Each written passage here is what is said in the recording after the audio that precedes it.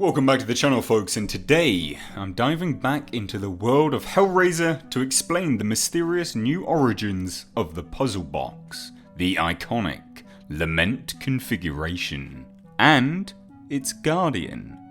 For those that are not aware, over the last few weeks I've been deep diving into the long rumoured and sadly mysterious script for the Clive reboot of Hellraiser. Now, it's important to note that this movie was pitched way back in 2014 and unfortunately never got accepted. This is a script that changes a lot about the universe and is a reimagined Hellraiser, through to a new origin of Pinhead, new powers, new Cenobites, but also a very similar beat-for-beat plot. One of the major changes, though, to Hellraiser canon is the Lament configuration's origin. For those that are familiar with the movies will know that the puzzle box was made by a French toymaker commissioned by a sadistic aristocrat infatuated with the dark arts. However, in this new Hellraiser universe, things are slightly different and the origin of Pinhead and the box itself are intertwined. Also, from what I can make out, the guardian of the box is somehow a protector of humans as well. Someone who guides humans to it and away from it. So what I'll do today is recite parts of this script and break it down and give you my thoughts. And as I go through this, please do comment your own down below in the comments section. The script starts off with the origin of the box itself. It reads as follows. A blank screen, and we open with Philippe Lemarchand narrating. I was a simple toymaker, imprisoned in hell. We see a beach, and it's the evening. A picturesque beach, blue water laps onto the sand. The evening sun casts a golden hue. Palm trees line the shore, and we move around the island to a small harbour, barely large enough for a mid-sized ship. Two prison guards wearing 1700s French naval uniforms stand by, rifles in hand, as two prisoners in rags carry sacks of grain from a small boat to a wooden handcraft. This is the location of Philippe Lemarchand. We now see a road, and on this rough track the two prisoners are pushing the cart which carries the sacks of grain. The guards follow closely behind, and prisoner 1 stumbles and falls to the floor. The cart loses balance and it tips over with him. The guard hits him with the butt of his rifle to stand up. Cut to exterior, prison courtyard, and it is still the evening. The same two prisoners push the cart into the gates of a small prison. Prisoner 1 now has a gash on his face from the butt of the gun. We move past and we catch our first glimpse of this prison. It is quite small, built of bricks, and entirely oppressive. In the middle of the courtyard stands a large wooden guillotine with bloodstains on its lunette. In front of the guillotine is a large pit that has been dug into the ground. Philippe Lemarchand continues with his voiceover, explaining the depression of this place. This was not a place for petty criminals, or even the villains the people wanted to see executed. This was where the worst criminals in history were disappeared. We go into the prison now. Inside the walls of the prison we see how hellish it is. There are no niceties here, no trappings of any glimmer of civilization. The cells we pass are stone, the floors contain a handful of matted hay to sleep on. We see leaky wooden buckets for bodily waste and food served in crude, unwashed bowls.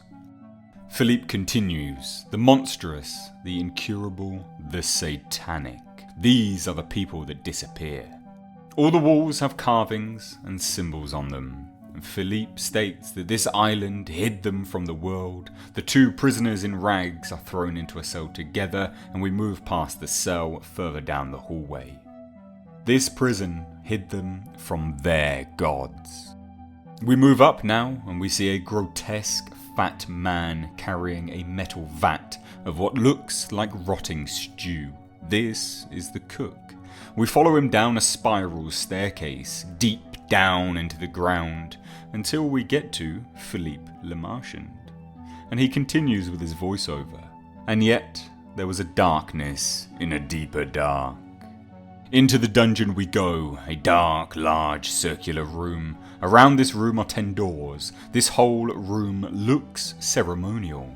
There are runic etchings on all of the stones, and a guard stands watch outside each of the doors. The cook walks up to the first door and sets the vat down. This place was reserved for only a handful of the worst souls, of which I was one. We enter into Philippe's cell. We see a man in his mid-50s, scrawny, dirty, bold, a shell of the man he no doubt was. He sits in a corner of this dark cell in stained rags, and the only light in the place cascades in from the eye-level slat in the door. This is Philippe.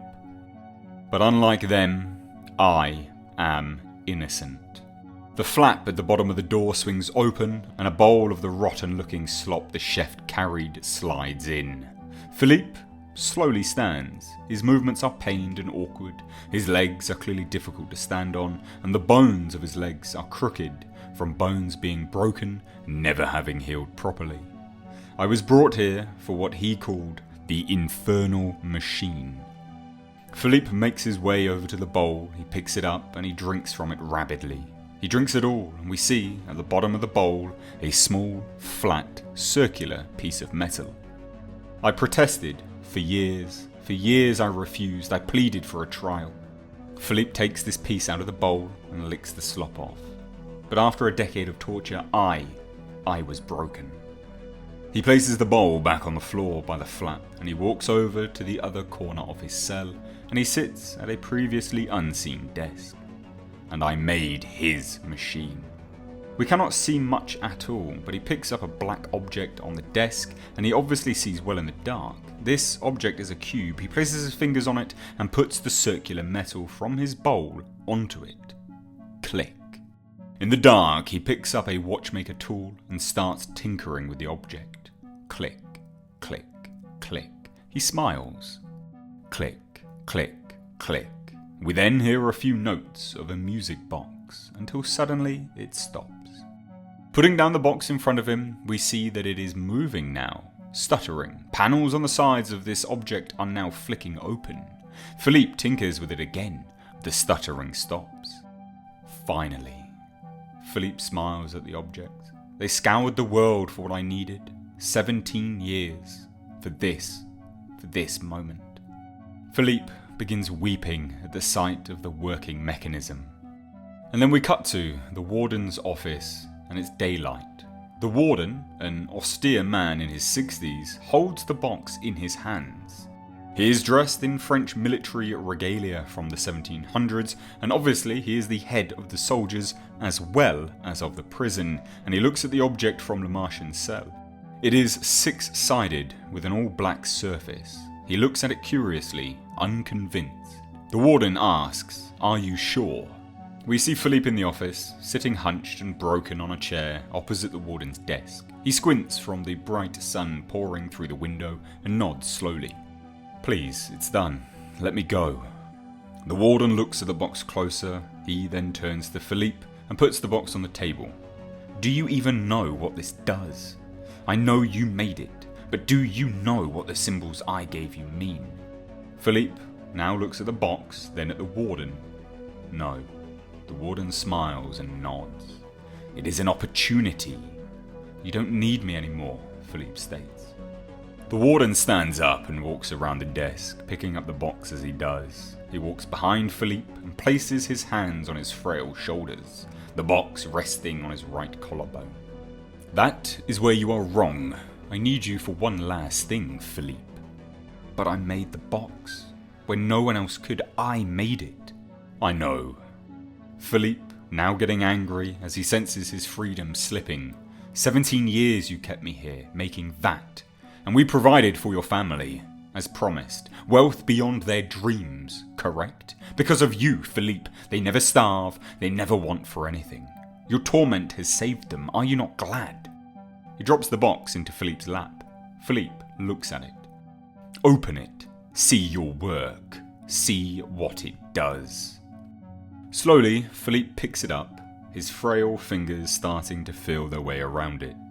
His fingers depress a hidden button on the side of the box. Click. Suddenly, the blank, black panels of the box start to flower, showing that familiar shimmering golden pattern of the iconic puzzle box. His fingers then turn the circular dial in the centre.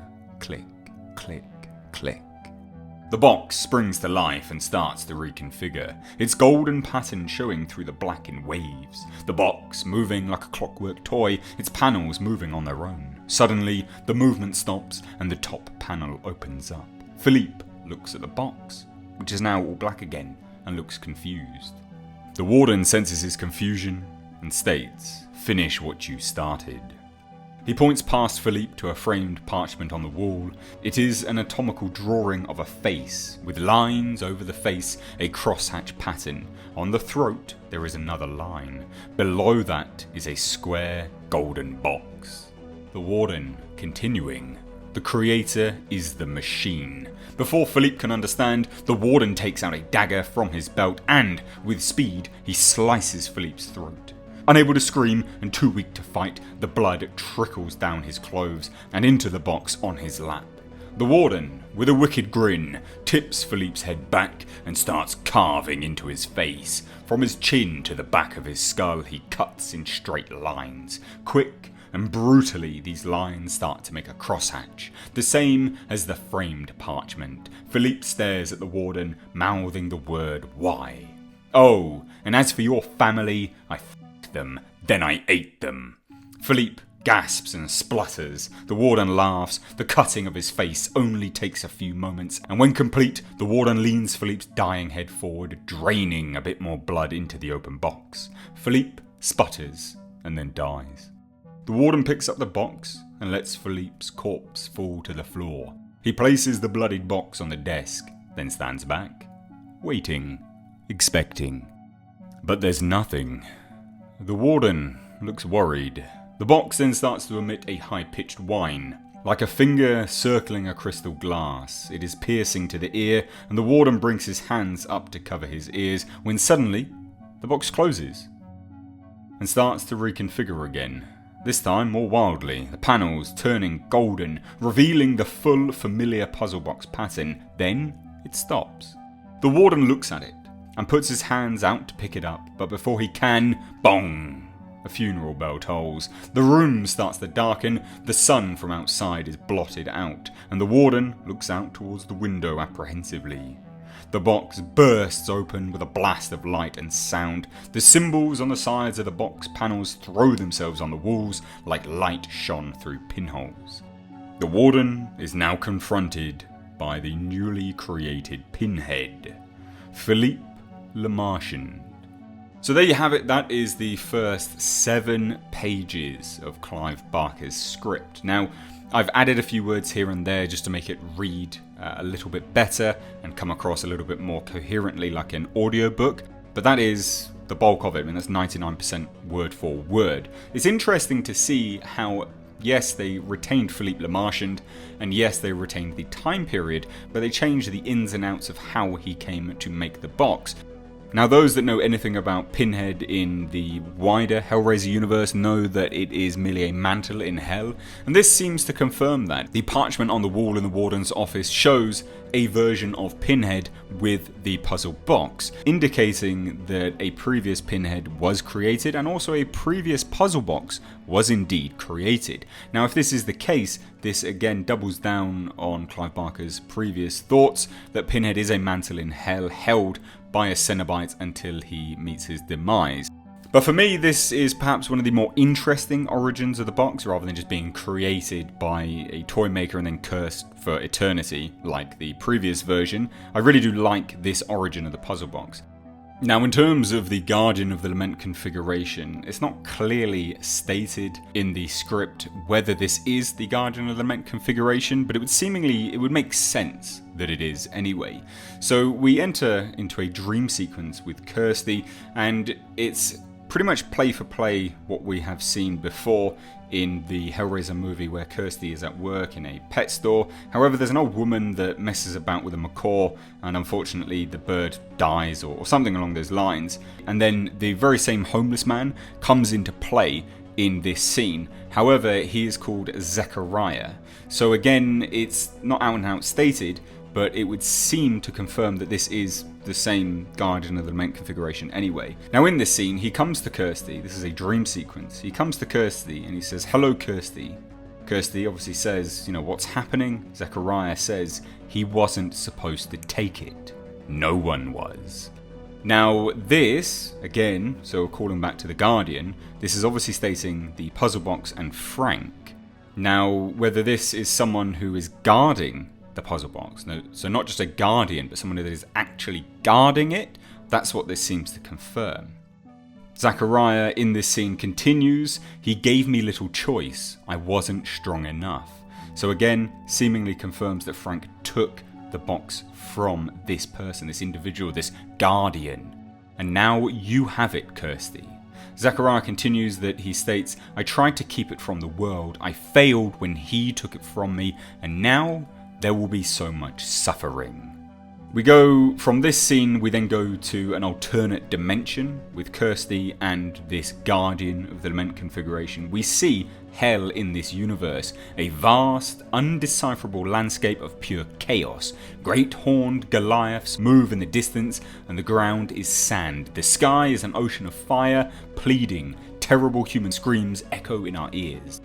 Zechariah approaches Kirsty and then says, "It is a pity that you will not remember any of this." Zechariah then walks past her and into the wasteland that is this version of hell. "I suggest you run, Kirsty." And that's it.